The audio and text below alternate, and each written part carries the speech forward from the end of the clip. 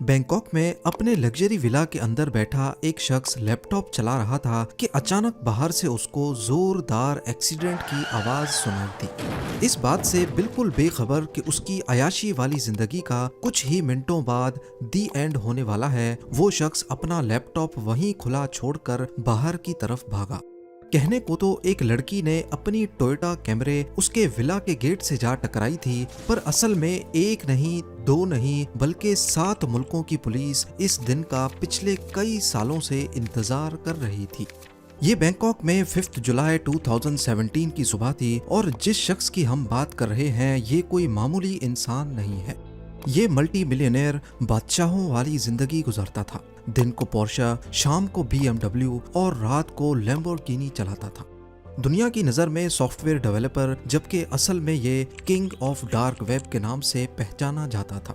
वो शख्स जिसने सालों से अपनी आइडेंटिटी को छुपाए रखा, एक छोटी सी गलती उसका सब कुछ बहा गई। प्रॉपर्टीज, पैसा, दौलत, गाड़ियां और उसकी जान भी। पर आखिर वो छोटी सी गलती क्या थी और कैसे 7 मुल्कों की पुलिस ने कोलैबोरेशन के साथ दुनिया के सबसे वांटेड डार्क वेब किंग को ढूंढ निकाला। जेम टीवी की वीडियोस में एक बार फिर से खुशामदीद। नाजरीन, ये 2010 की बात है जब डार्क वेब आहिस्ता आहिस्ता उठ रहा था। डार्क वेब इंटरनेट की दुनिया का दूसरा रुख है जहां हर किस्म के इलीगल काम होते हैं। ड्रग्स और वेपन्स से लेकर टारगेट किलिंग के कॉन्ट्रैक्ट्स देने तक सारा काला बिजनेस यहीं पे होता है। यहाँ ऐसे ऐसे काम होते हैं जिनको सुनकर यकीन लाना भी हमारे लिए काफी मुश्किल है। डार्क वेब पे इस तरह के सारे कामों के होने के पीछे भी एक खास रीजन है। दुनिया भर में इलीगल काम करने वाले अपनी आइडेंटिटी छुपाना चाहते हैं ताकि पुलिस और लॉ इन्फोर्समेंट एजेंसीज की पकड़ में ना आ सकें। और डार्क वेब पे इनका ये मसला हमेशा हमेशा के लिए हल होता नजर आ रहा था।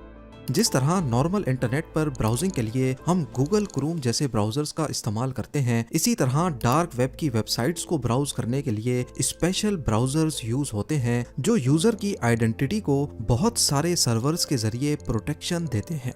इनमें से एक का नाम टॉर ब्राउजर है। 2010 से पहले डार्क वेब का इतना रुझान नहीं था, लेकिन इसके बाद क्रिप्टो करेंसीज के आते ही इलीगल ट्रेड्स की पेमेंट ट्रांसफर करने का मसला भी हल हो गया, क्योंकि क्रिप्टो करेंसी को ट्रैक करना अथॉरिटीज के लिए नामुमकिन है। डार्क वेब में इलीगल ट्रेड्स के सारे मसले हल हो चुके थे। कॉन्ट्रैक्टर्स की आइडेंटिटी भी सेफ थी और पेमेंट ट्रांसफर करना भी काफी सेफ हो चुका था। अब सिर्फ एक चीज की जरूरत थी और वो था कोई अच्छा और रेप्यूटेबल प्लेटफॉर्म या फिर डार्क वेबसाइट।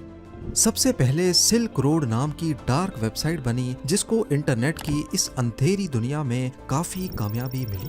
इसकी शुरुआत फरवरी 2011 में हुई और उठते साथ ही इसको 1 लाख से ज्यादा कस्टमर्स ने इस्तेमाल करना शुरू कर दिया। लेकिन 2.5 सालों के बाद सिल्क रोड का मालिक पकड़ा गया और ये वेबसाइट बंद कर दी गई।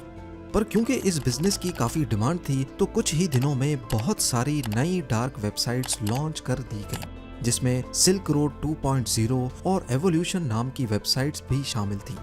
इन वेबसाइट्स पे सेल परचेज के लिए कस्टमर्स अपने बिटकॉइंस प्लेटफॉर्म को देते और परचेजिंग के बाद ये बिटकॉइंस प्लेटफॉर्म का कमीशन काटकर सेलर को मिल जाते थे।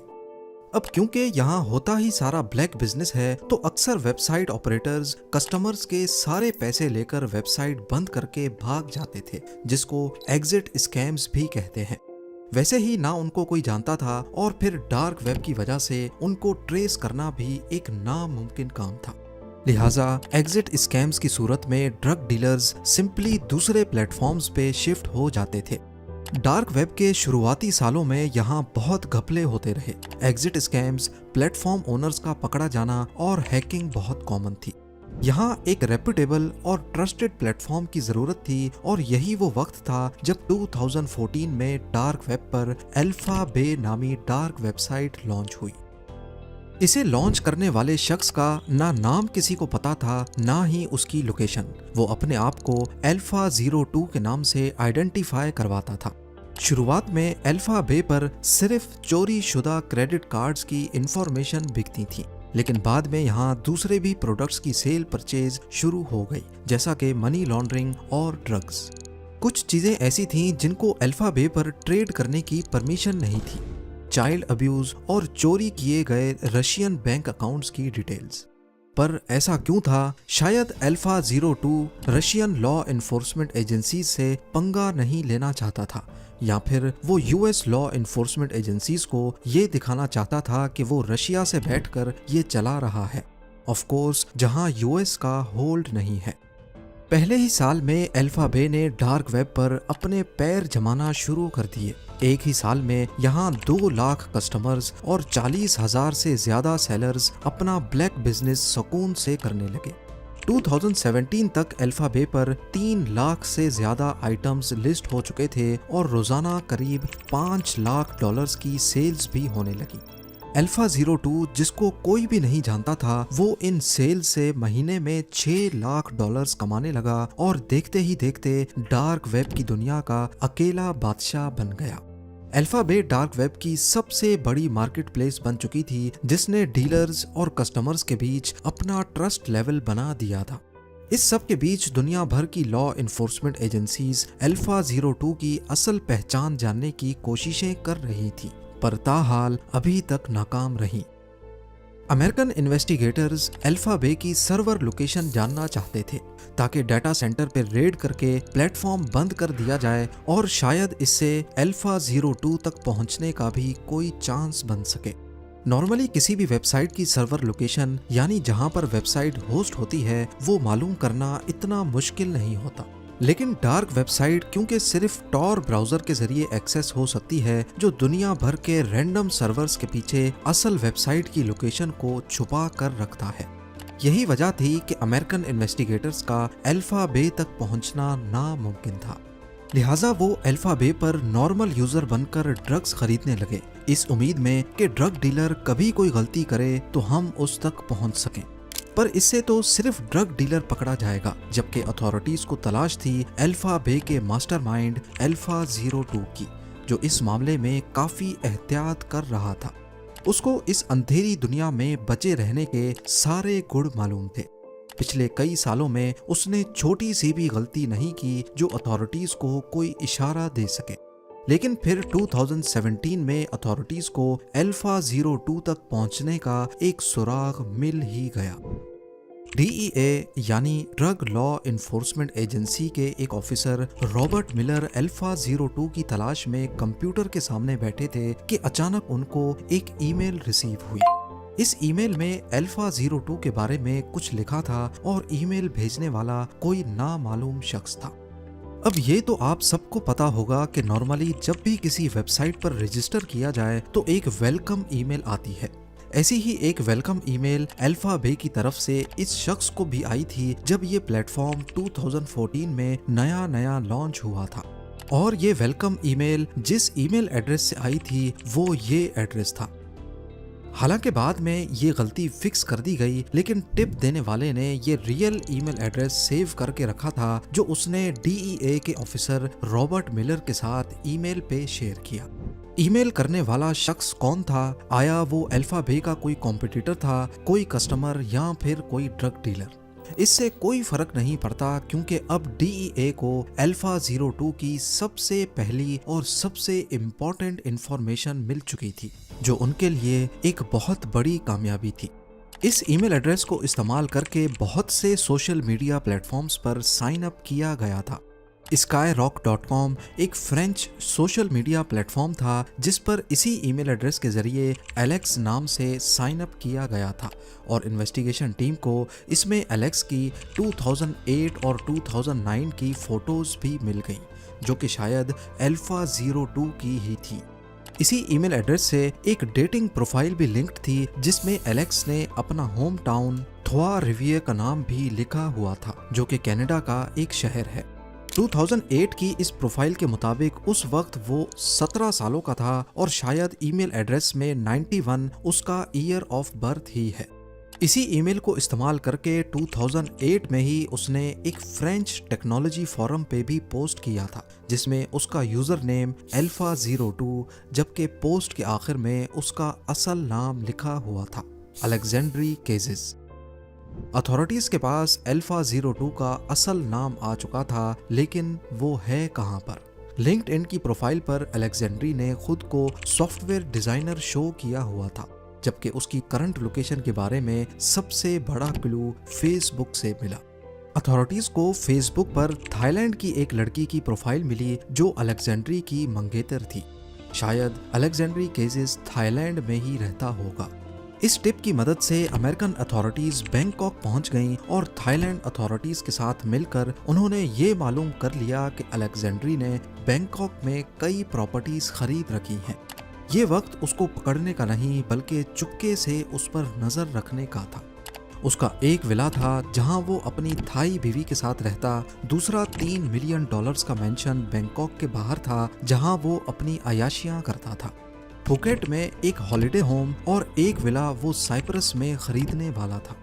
एजेंट्स ने उसकी सारी हरकतों पर नजर रखना शुरू कर दी। वो अपनी लैम्बोर्गिनी में बैंकॉक घूमता, इस बात से बिल्कुल बेखबर कि थाईलैंड, अमेरिका और कनाडा के एजेंट्स उसका पीछा कर रहे हैं। अपनी रोजमर्रा जिंदगी में डार्क वेब का किंग एक नॉर्मल इंसान था। वो सुबह जल्दी उठता और तकरीबन सारा दिन घर में ही रहता था। इस सब के बीच अथॉरिटीज ने उसको अरेस्ट करने का प्लान बनाना शुरू कर दिया, पर मसला ये था कि अगर उसको ऐसे ही अरेस्ट कर लिया गया तो कोर्ट में साबित नहीं हो पाएगा कि यही शख्स अल्फा बे का मालिक है।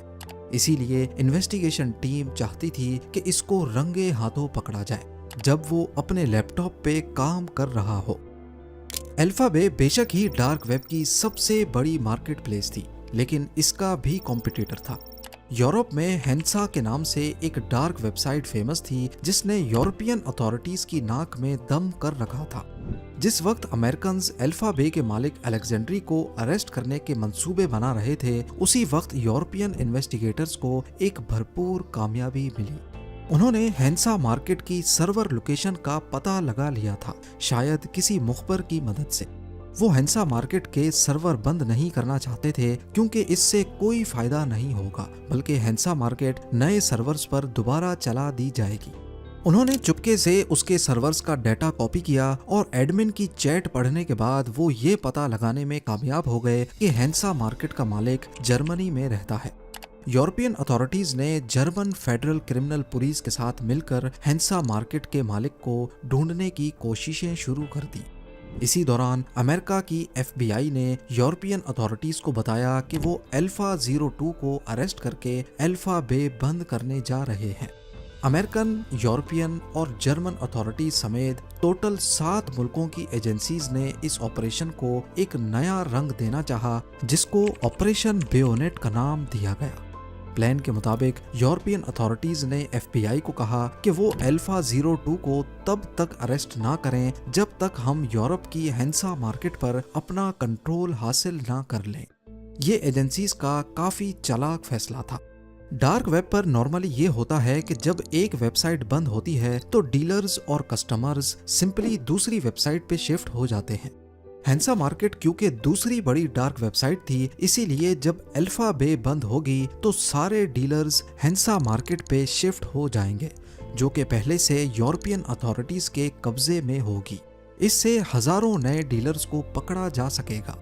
ऑपरेशन बेयोनेट एक तरह का हनी ट्रैप था। इस सब के बीच अलेक्जेंड्री केजेस को किसी चीज का इल्म नहीं था। वो बैंकॉक में अपनी अयाशियों में मसरूफ रहा। 20 जून 2017 को मिशन का पहला हिस्सा कामयाब हो गया। यूरोपियन अथॉरिटीज ने एक ही वक्त में हेंसा मार्केट के डाटा सेंटर को नीदरलैंड्स में रेड किया और उसी वक्त जर्मन अथॉरिटीज ने जर्मनी के शहर सीगिन और कोलोन में उनके मालिकान को भी अरेस्ट किया, लेकिन ये खबर पब्लिक नहीं की गई। हेंसा मार्केट अब यूरोपियन अथॉरिटीज के कंट्रोल में थी और इस बात का डार्क वेब पर किसी को भी इल्म नहीं था। उधर बैंकॉक में मिशन का दूसरा पार्ट यानी अलेक्जेंड्री केजेस को अरेस्ट करने की तैयारियां शुरू हो गई। DEA, FBI और थाई अथॉरिटीज चाहती थीं कि अलेक्जेंड्री को रंगे हाथों पकड़ा जाए जब उसका लैपटॉप और उसका मोबाइल खुला हुआ हो। इसी मकसद से उन्होंने टोयोटा कैमरे में अपनी एक फीमेल एजेंट को बिठाकर टास्क दिया कि वो अलेक्जेंड्री के विला पर जाकर झूठ मूठ का एक्सीडेंट करे और गाड़ी उसके गेट पे ठोक दे। इससे होगा ये कि अंदर मौजूद अल्फा 02 या अलेक्जेंड्री अचानक अपना सब कुछ खुला छोड़कर बाहर निकलेगा। खुशकिस्मती से वैसा ही हुआ जैसा प्लान किया गया था। 5 जुलाई 2017 की सुबह को जब टोयोटा कैमरी अल्फा 02 के गेट से टकराई तो वो खुला लैपटॉप छोड़कर अपना अनलॉक्ड मोबाइल लेकर बाहर निकला। उसी वक्त कई ऑफिसर्स ने उसको पकड़ लिया और अंदर जाकर उसके लैपटॉप का कंट्रोल संभाल लिया, जिसमें अल्फा बे का कंट्रोल पैनल खुला हुआ था। अलेक्जेंड्री केजेस रंगे हाथों पकड़ा जा चुका था। अथॉरिटीज ने लैपटॉप की छानबीन के बाद उसके सारे पासवर्ड्स कॉपी कर लिए। उसकी गाड़ियां, प्रॉपर्टीज और $1 मिलियन की क्रिप्टो करेंसीज जब्त कर ली गई। पर यही अलेक्जेंड्री कोर्ट में पेश होने से पहले ही मरने वाला था। अलेक्जेंड्री को अरेस्ट हुए अभी एक हफ्ता ही गुजरा था कि उसने कस्टडी में ही खुद को पंखे से लटकाकर अपनी जान ले ली। सिर्फ एक छोटी सी गलती डार्क वेब के किंग का सब कुछ बल्कि उसकी जान भी ले गई। उधर अल्फा बे को बंद करने के बाद जैसा सोचा गया था, सारे डीलर्स और कस्टमर्स ने हैंसा मार्केट का रुख किया, जो कि खुद यूरोपियन अथॉरिटीज के कब्जे में थी। हजारों नए डीलर्स भी पकड़े गए और हफ्ते बाद हैंसा मार्केट को भी हमेशा हमेशा के लिए बंद कर दिया गया। उसी दिन यूएस जस्टिस डिपार्टमेंट ने ऑफिशियली इस ऑपरेशन के बारे में प्रेस कॉन्फ्रेंस की और डार्क वेब के 2 बड़े प्लेटफॉर्म्स को बंद करने की खबर मीडिया से शेयर की। उम्मीद है जेम टीवी की ये वीडियो भी आप लोग भरपूर लाइक और शेयर करेंगे। आप लोगों के प्यार भरे कमेंट्स का बेहद शुक्रिया। मिलते हैं अगली शानदार वीडियो में।